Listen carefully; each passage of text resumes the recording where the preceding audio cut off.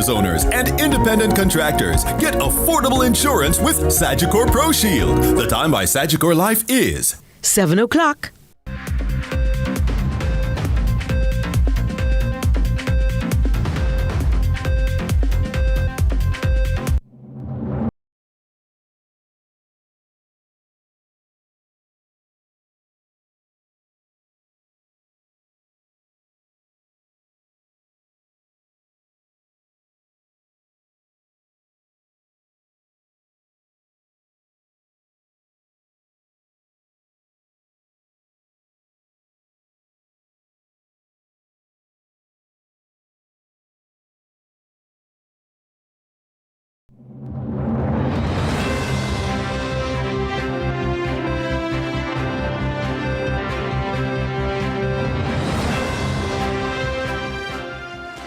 Tonight in CVM News at 7, several parishes already being battered by Melissa-related rainfall. All reporters are in the field. Utility providers discuss storm preparation and measures, urge personal responsibility amid hurricane threat.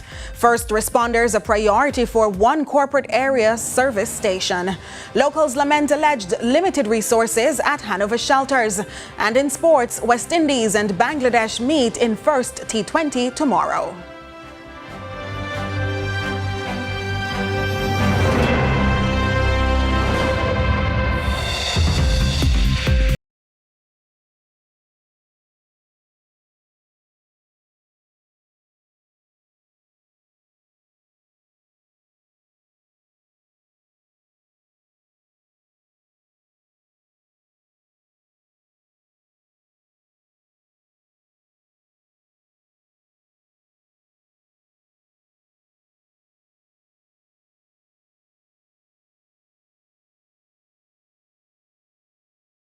CVM News at 7 for Sunday, October 26, 2025. I'm Nika Lewis. Thanks so much for having joined us as we weather Melissa. Also reminding you to be safe and evacuate if necessary. We begin with the latest on Hurricane Melissa. Hurricane Melissa has strengthened to a Category 4 storm and a hurricane warning remains in effect for Jamaica. At 5 p.m., the center was moving west-northwest at 19 kilometers per hour with maximum sustained winds near 215 kilometers per hour. Hurricane force winds extend about 45 kilometers from the eye, with tropical storm force winds reaching out 280 kilometers. Heavy rainfall, thunderstorms, flash flooding and landslides are expected, with storm surge and battering waves along coastal areas. The Met Office says the eastern and coastal communities are at highest immediate risk. Shelters and evacuation plans should be actioned now. Marine interests must avoid the sea and all small craft should remain secured in port. The Meteorological Service advises residents to follow official updates and safety instructions. Well, we are now being joined by meteorologist Javoy Sawyers for the latest on what is to come with Melissa. Welcome, Mr. Sawyers. Good evening. So, what's new with Hurricane Melissa? Throughout the course of today, Hurricane Melissa has been undergoing some re-strengthening. It had paused its development earlier today, topping out at 140. It has since increased wind speeds to 145 km per hour and expected to further strengthen and approach Category 5 strength sometime later tonight into tomorrow. A Category 5 versus a Category 4. What's really the difference for people who are listening in? What is there to expect at a Category 5? Well, a Category 5 wind speeds begin at 157 miles per hour, and there is currently no top limit to a Category 5 hurricane. The projections are for the storm to come ashore Jamaica at around 185 miles per hour wind speed, and that's a pretty strong hurricane. Compared to something like Gilbert, which I understand would have been a Category 4 several years ago, how would this be? Gilbert came ashore as a low-end Category 4, high-end Category 3. But with Gilbert moved across the island pretty swiftly, and he came in the morning and was out by midday. With this system at a Category 5 hurricane, stronger than Gilbert and moving at the current pace, it will be causing devastating damages to the island. This is still early, but given the level of rainfall so far, how much more vulnerable are we as a nation? Well, the previous weeks we've seen afternoon shows that has saturated the soil. The forecast has been trending more towards the west for a landfall. This isn't a good scenario where it will then expose much of the southern coastline to onshore winds from the hurricane, and that would increase the land space that is influenced by storm surges when the hurricane does come ashore. You know, Javoy, we accept that this is a unique hurricane, Melissa. It's slow moving, it's seemingly bipolar. What does this really mean for Jamaicans who are listening in now, who probably felt, you know, it wasn't going to come? Well, the slow pace of the hurricane isn't helping the doubts that Jamaicans tend to have with regards to tropical systems. The fact that it's moving so slow, the wait period for the storm has somewhat exhausted Jamaicans, understandably so. But this imagery on satellite is not pretty at all. The hurricane is not going to dissipate or somehow turn south, or you know, that we're trying to hope for. I was just about to ask you that.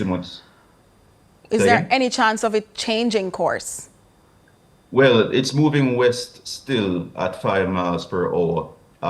Expecting to move more towards the north and northeast come tomorrow into Tuesday.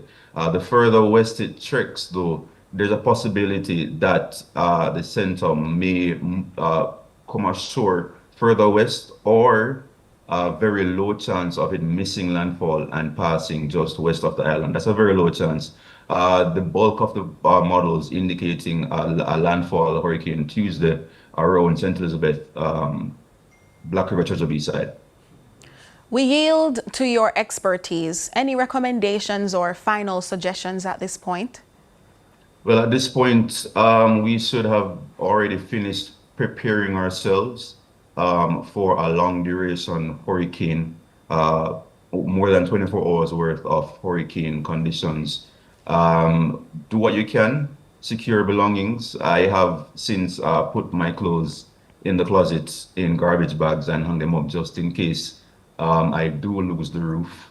I've prepared a go bag in case I need to zip out if things get too bad for me to stay where I am.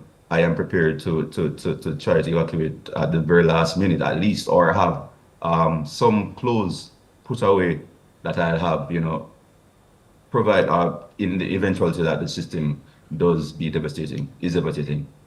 All right, well, we hope that we'll all fare well through this storm. Thank you so much. That's Javoy Sawyers, meteorologist. Still in the news, Telecom's provider Flow is reporting multiple vandalism of network cables in and around the Cassia Park area of Kingston. However, the company says it's unrelated to mobile network issues being experienced by some customers. CEO Stephen Price says mobile phone concerns are linked to a technology problem that's being attended to. We are aware that some of our customers are having the mobile voice issues currently on the network. The problem occurred somewhere around 7 a.m. this morning. Our teams are on the matter right now. They are working through to make sure. But be rest assured that we will have this up in the next couple of hours.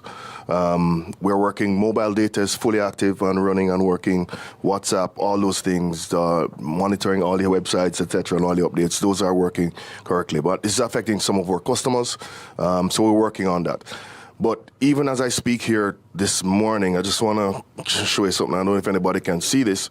This is Red Hills Road, Cassia Park, where, for instance, vandals this morning went in and stole cables right along Red Hills Road from Cassia Park all the way up.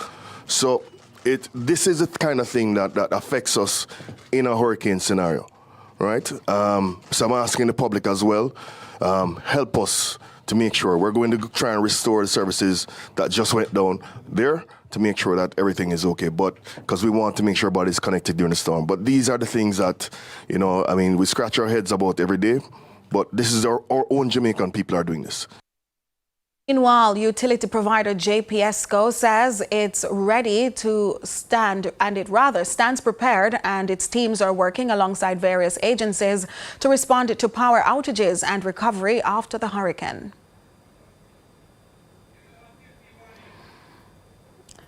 And we'll have more on that later on. But a stern warning this evening for the public to exercise caution when using electronic devices during the passage of Hurricane Melissa.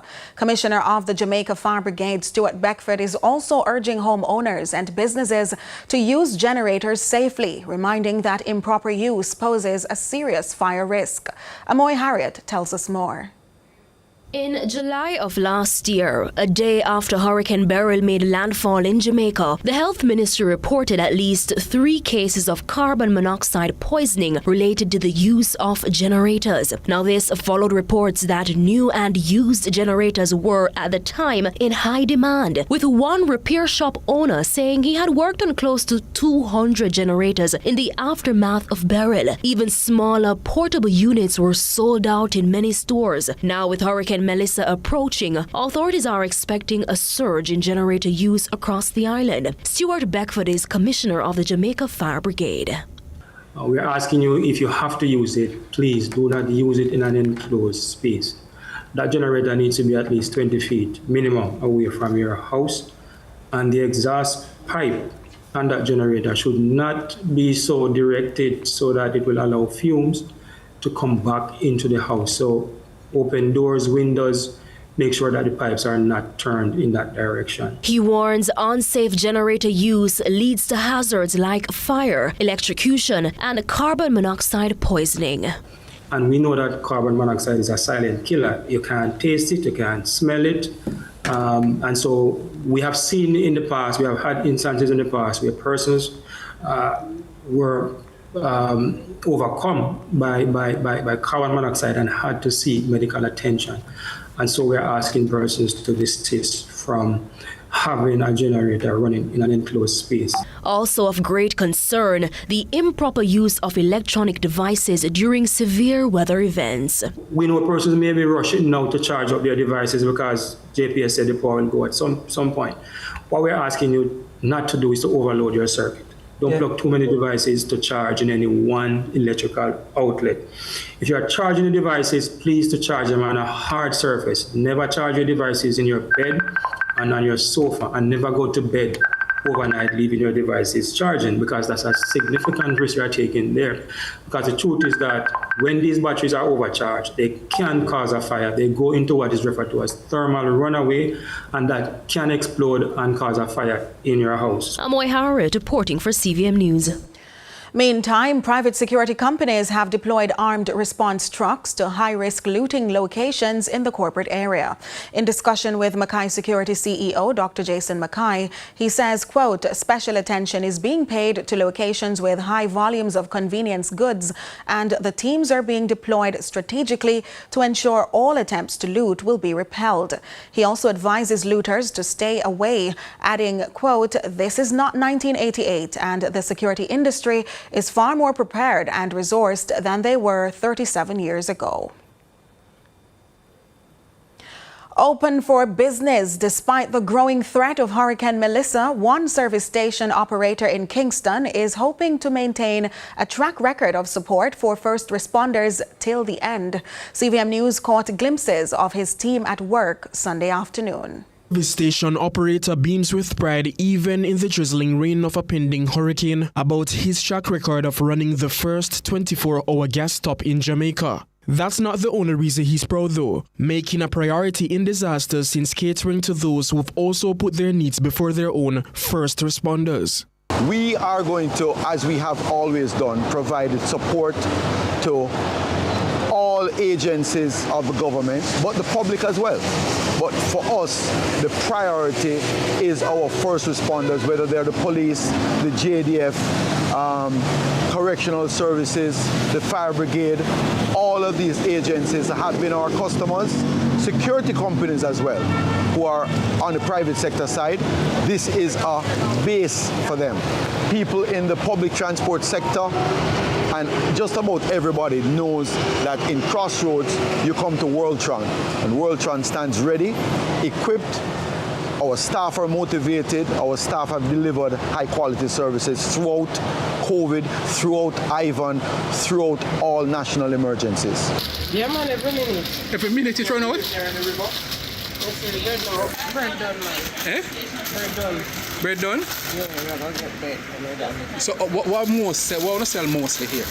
Like since this is going on? Bread. Bread? Yeah. Pastry. Pastry. Pastry and tin sachets. Moore is doing more than making a last-minute sale, serving a quick meal and gas with a message of safety. While it's good business for us, but it's important that our people take the necessary precautions, listen to the various bulletins that are being sent out, and come on the road only when necessary because of the potential danger for persons being stranded and being unable to get back to a safe abode. And while many service stations shuttered well before the weather event, Moore is hoping to ride as close as possible to the tempest. We are open 24 hours as long as the weather permits. We're not going to endanger our staff or encourage the public to travel when it's not necessary. But again, our appeal is primarily to the first responders who we know it's their business to look after the interests of our Jamaican people. Despite it's a gas station, it's not only gas you'll be responding. We are a full service operation here. We are fortunate that for beyond well over 40 years, we have provided tire services, snacks, food, ready to eat, ice, and we have a fully supplied generator that we hope will carry us through this turmoil that we are all about to face. Kevin Blackford, CVM News. Stay with us, we take a break.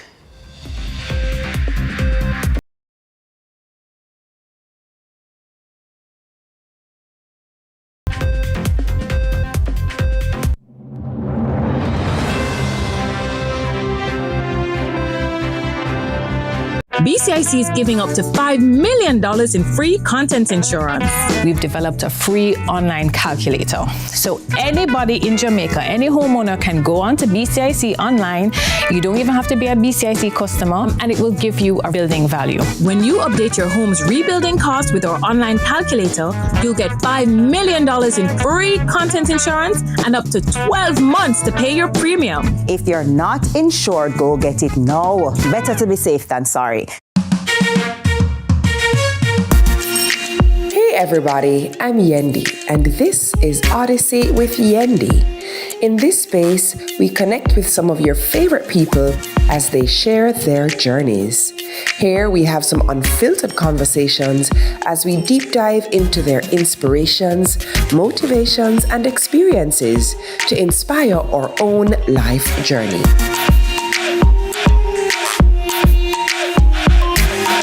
Odyssey with Yendi, brought to you by Grace, Singer, and Islandnet Services.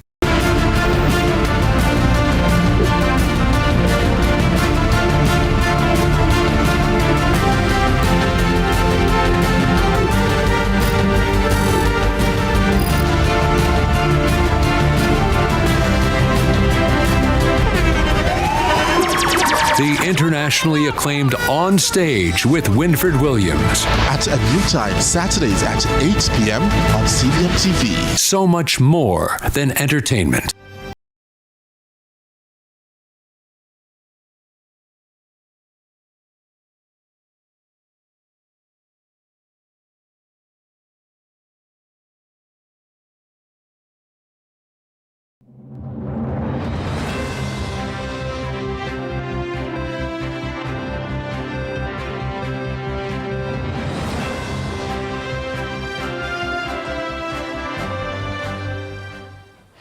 Thanks so much for staying with us.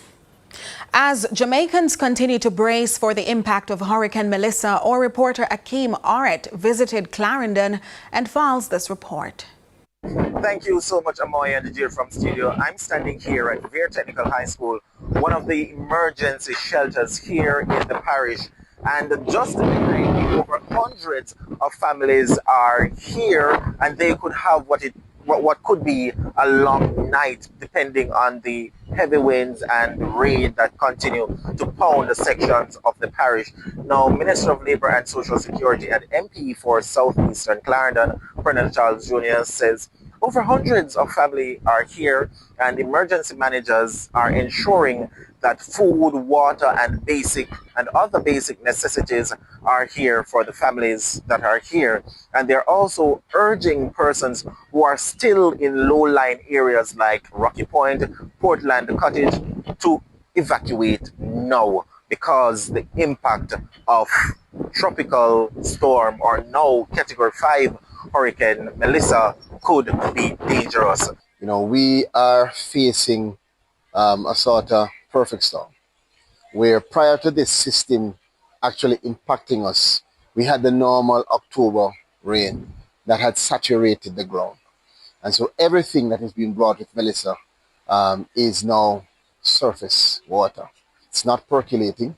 And so the little that we've seen so far, which is not the large impact of Melissa, has caused us to have significant rising levels in terms of the sea. I went down to Rocky Point today, and you can see the fierceness of the water, maybe 3 to 4 feet of storm surge already. Portland Cottage, the water is already coming over into the thoroughfare, so it will soon be impassable for normal vehicles. So to me, I take it as notice being sent. And if you didn't believe it before, this is notice to you that when the actual eye of the storm or the bands of the storm hit us, we will be in a very serious situation. So if you get notice, you must take action. And the action that we want persons to take is, with that information, protect yourself. Where necessary, evacuate. We have about 120 persons now in Veer Technical that have evacuated from Portland Cottage and Rocky Point. Many more who have said they're not evacuating yet. We understand people are cautious, but we want to say to you, it's better for you to take the step to evacuate and nothing happen than to not evacuate and what we don't want to happen happens. Reporting from Veer Technical High School here in Clarendon, I am Akeem Arndt for CVM News. Thank you, Akeem. Meanwhile, again, JPS says it stands ready with its systems prepared and teams working alongside various agencies to respond to power outages and recovery after the hurricane. Our systems are ready, our people are ready, and we stand prepared to work with the various agencies in regards to a response. We have all mobilized our incident command structures, and we have personnel working 24/7 to facilitate a safe and timely response. One of the significant changes that we made is that we have retainer contracts with overseas line workers to have boots on the ground prior to the storm. We have executed on that, and I'm pleased to say right now we have 71 line workers. More than 30% of our workforce have been augmented with boots on the ground that stand ready to safely respond to the hurricane once it's safe to do so.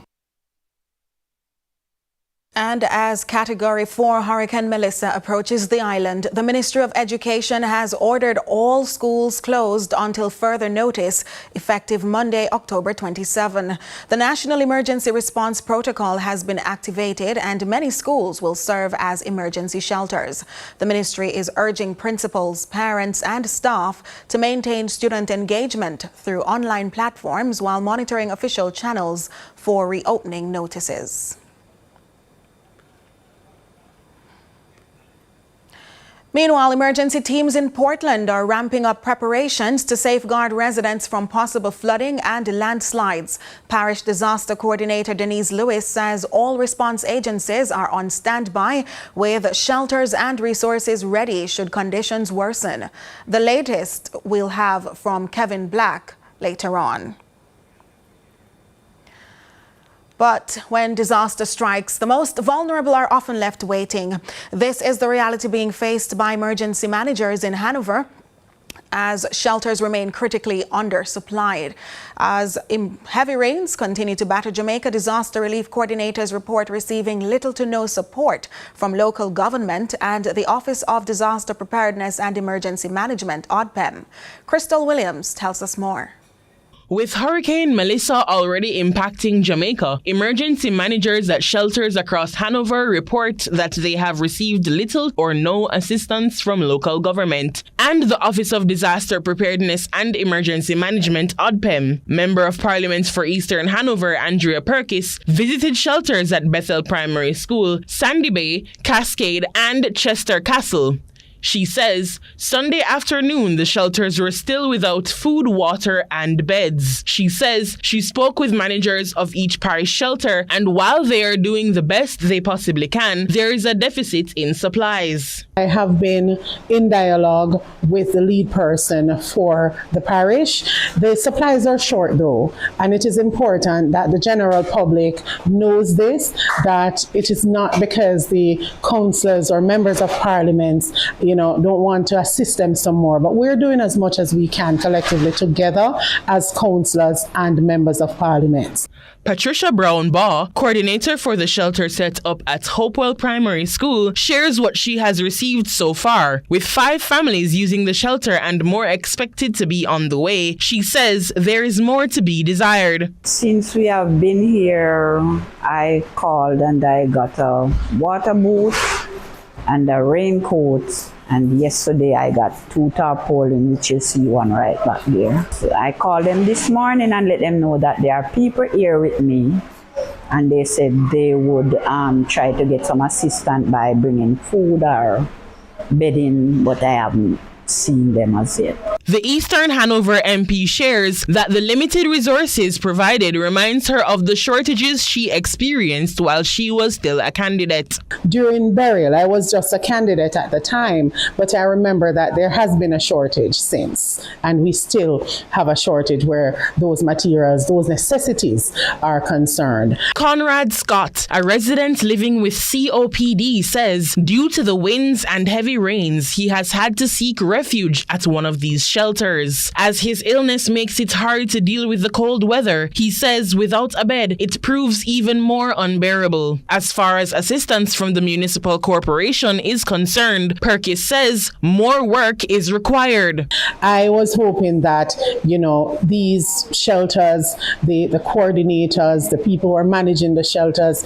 that they would at least have items already. And this is something for us to, moving forward, for us to have a dialogue about. Nothing political, but let us fix how we handle disasters in the country, because it cannot be that we're this close to a hurricane and the shelters are still as bare as I've seen them from morning. Crystal Williams reporting for CVM News. We take a break. Stay with us.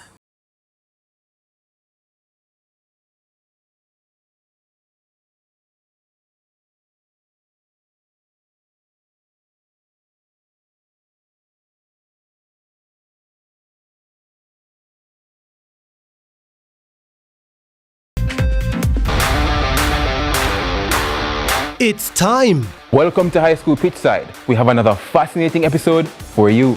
More matches, more big clashes. Let's talk about some of the big rivalries coming up this week. More of your favorite features. And trust me, you won't fall asleep in this history class. And of course, we always want to hear from you. Hear from your alma mater's players and coaches in Team Talk. You know we can't leave you out. So send us your messages on social media and watch us react on FanView. And you know we love a good little debate, right, Gio? We've got you covered all season long on High School Pitchside. High School Pitchside, your ultimate guide to all things schoolboy football, Thursdays at 8 p.m. on CVM TV.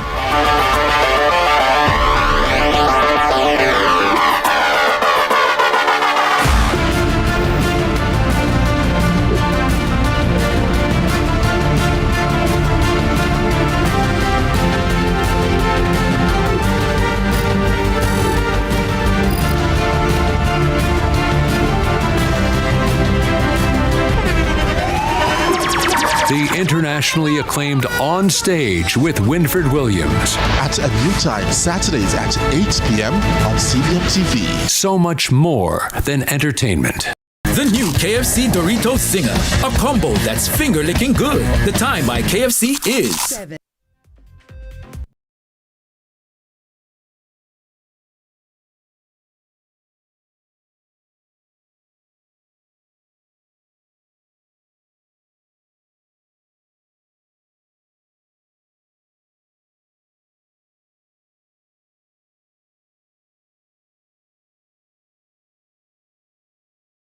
Local news. Fear is crippling some Kingston residents as, despite the efforts of the authorities amid the latest hurricane watch, now turned warning, their homes and lives remain under threat from a rapidly eroding gully nearby. Though some built their homes up to 50 feet away from the massive gully banks, their lands have been reduced to near nothing.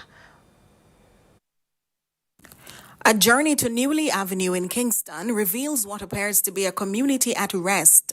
People going about their usual business amid the looming threat of another tropical storm.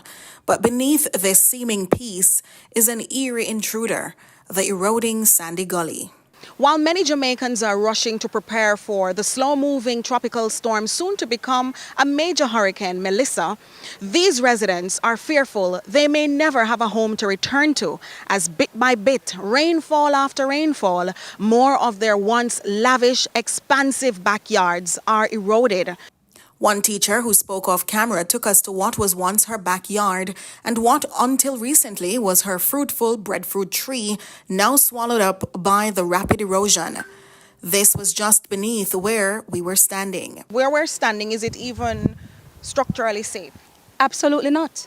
Absolutely not. There are times I do not even come around here because I am fearful of what may very well happen. I'm joined with persons today and that is why I'm here. She told her news team, I do not have my backyard anymore. So Hurricane Beryl in 2024 wreaked havoc. I had a large breadfruit tree around here and a large ackee tree. Tree now in the ditch? Yes, definitely. It was right here and holding the soil together. But the retaining wall from the gully has fully broken away, and so with that, it took away the land in the rain. Now you can see there is a precipice here because this is what I would describe as a precipice. Every time it rains, I shudder. I am extremely fearful. In fact, when it happened in 2024 and the relevant persons came, they said that I need to evacuate immediately. And I did. But how long can I stay away from my home? Since 2024, when was it? I don't remember the month. I was to stay away from my home until this date. Nothing at all has happened. She says although the authorities have been alerted to the threat, no change has been forthcoming. The educator demands for her patriotism and spending to not be overlooked by those she serves. But the burden is not hers alone. Her 65-year-old neighbor has lost much property already, and other structures are on the line. The first house going to gone, and then once the first house gone, you know, everything will go gone. If me Which one is the first house? This one, that one behind you. So if the first house gone, if we build the house near on this side, the house would have gone already. But we don't live near the Gully bank. We live on Kasha Park Road and we build the house far. The government said we're supposed to build it 6 feet and make them more than 6 feet. We must see that 50 feet from the gully. The hurricane watch causes an unnecessary burden, but unlike her younger neighbor looking to leave before worse comes, she's staying put. Meanwhile, a few houses away on the avenue, we met another woman who recalled the horror of houses being swept away by Hurricane Ivan in 2004. That's when it said local hero Mr. Taylor sprung into action, saving lives. And although his home is now on the brink, his is the unofficial role of jumping into the murky depths to keep others from going under in times like these when the water level rises exponentially. I have to stay right here. Me not leave. To be honest with you, year to year, as we're going again, year to year, a day year, all of the flood was going down. Me right over there, me they said we. I don't afraid. So you feel like it's your duty to keep watch? Yes, in order to that's save lives? exactly. And you know, me I go off in it. Me I go use the rope, them what the fireman them give me, and some things where the light post man them can me have them in my position, said we. I realize you have some friends here. They seem to be biting me a lot. Them terrible, because they might eat me too. He is unafraid of the gully's dangers, but admits it is in need of repair. He recommends a plan of action and fast. Nika Lewis. Meanwhile, the mayor of Kingston, Andrew Swaby, was busy this afternoon and he mobilized residents to shelter ahead of the storm. Since morning we have asked some of the persons the homeless persons on King Street and carried them into the shelters. About 15 of them we have taken them to the shelter at Church Street, and about 3 females we have taken to the shelter at 65 Hanover Street. And we have been processing them. They'll be having a bath, we'll give them some clothes, and they'll be getting some food. There's a section of Raytown area, it's the eastern side of south side. That's McKinney Street, Charlotte Street, and Tower Street, that we believe it is prone to flooding. They're right by the gully, and it's when the storm surges come. So what we have said to the residents, we have asked the police to go in and talk to the residents, make the announcement, and ask them to move to this Holy Family school. But the buses will be coming at 1 o'clock to get them. It's now time for regional and international news. We begin with news in the region. In Trinidad and Tobago, Minister of Foreign and CARICOM Affairs, Sean Sobers, says his ministry has been coordinating efforts to ensure the safety and well-being of Trinidad and Tobago students at the UWI Mona campus in Jamaica as they brace for the impact of Hurricane Melissa. TTT News tells us more. In any event, precipitating all of that, there would have been a flurry of information, some of it misinformation, coming out from social media concerning the treatment of students, our students, Trinbagonian national students in Jamaica at varying campuses, but especially the UWI Mona campus. Now, I myself, I think all of us in this room at some point in time, we were students. We appreciate how difficult a time like this could be, being so far away from home and being faced with something as dangerous as a hurricane. The minister explained that his ministry worked closely with Caribbean Airlines to help students who wish to return home before the storm's arrival. An email from the students and from some concerned parents mid-Wednesday morning, maybe Wednesday around lunchtime. And based upon that email, we collated all of the information, amalgamated all of the information that we got from the email. And so on the very first thing on Thursday morning, what we did with the information that was procured, blast email was sent to all students on Thursday, the 23rd of October, asking whether or not those students wish to return to Trinidad and Tobago before the storm. And in international news, French authorities have made arrests in connection with the recent theft of jewelry from the Louvre Museum in Paris. Al Jazeera has the latest. It took a matter of minutes for thieves to snatch some of France's most priceless crown jewels and disappear, and a week for police to make their first arrests after a robbery at the world's most visited museum. Yes, it's important to our heritage. A week later, it does feel a bit late. We wonder how this could even happen. But it was important that these guys were caught. In the daring heist, a gang of 4 stole items from the collection of Napoleon Bonaparte Among them, a tiara worn by the Empress Eugenie, studded with an elaborate display of pearls and diamonds. This emerald necklace and a matching pair of earrings once worn by the Empress Marie-Louise. And this crown, which the thieves dropped while making their getaway. The robbery has raised questions about how the nation's most valuable treasures are being protected. Museum officials say the gang broke in using a mechanical ladder to reach a second-floor window where no security cameras were monitoring the area before breaking into the Apollo Gallery. That's it for regional and international news. I'm Kevin Black.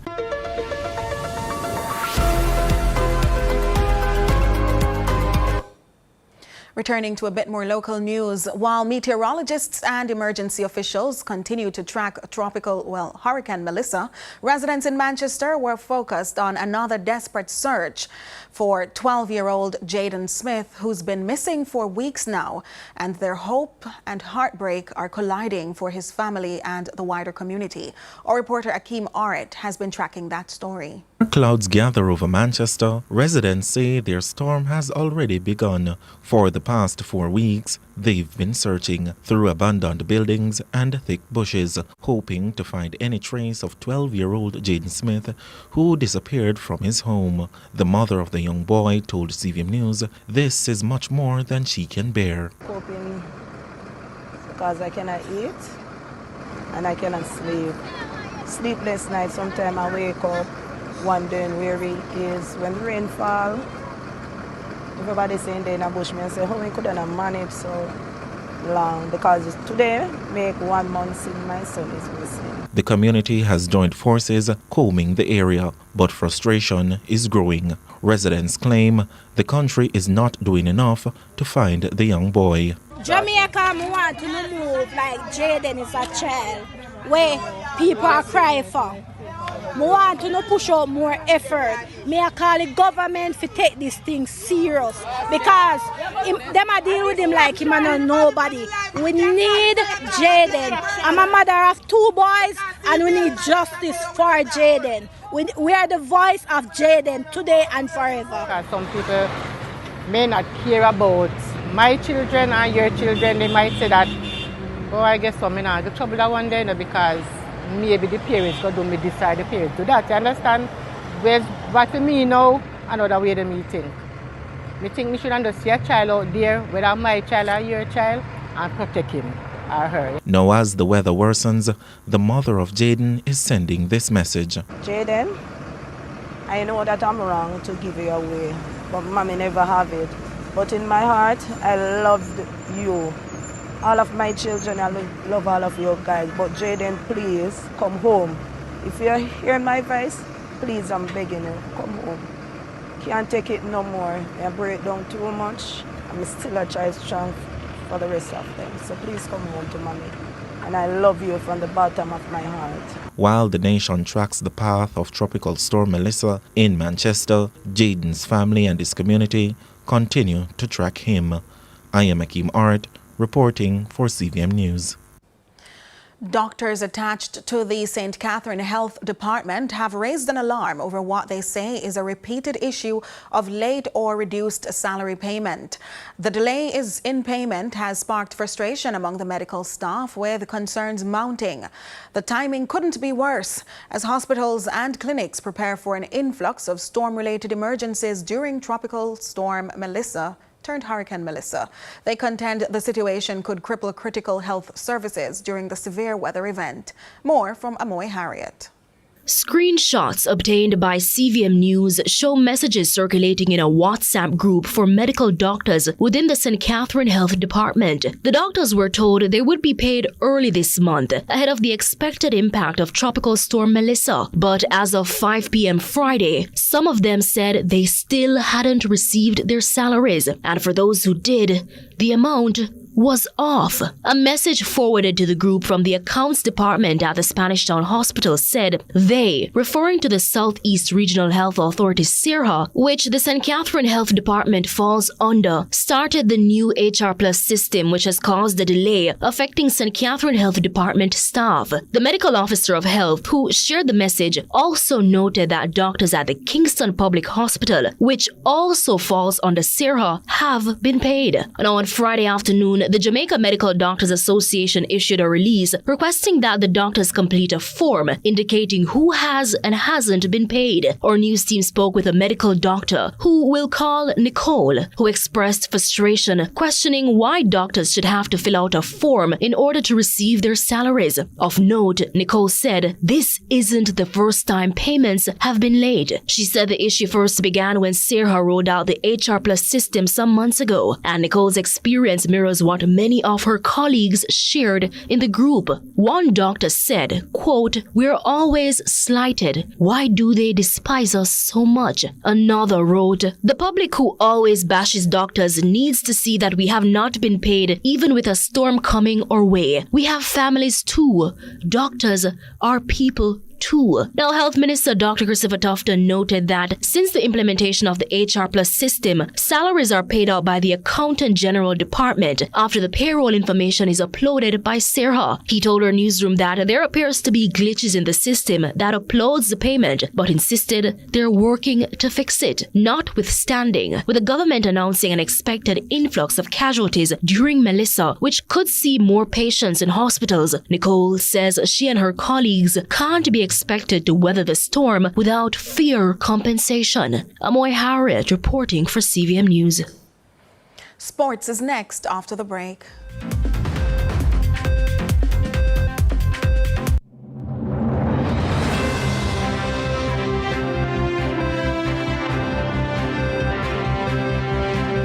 Need to estimate your duty?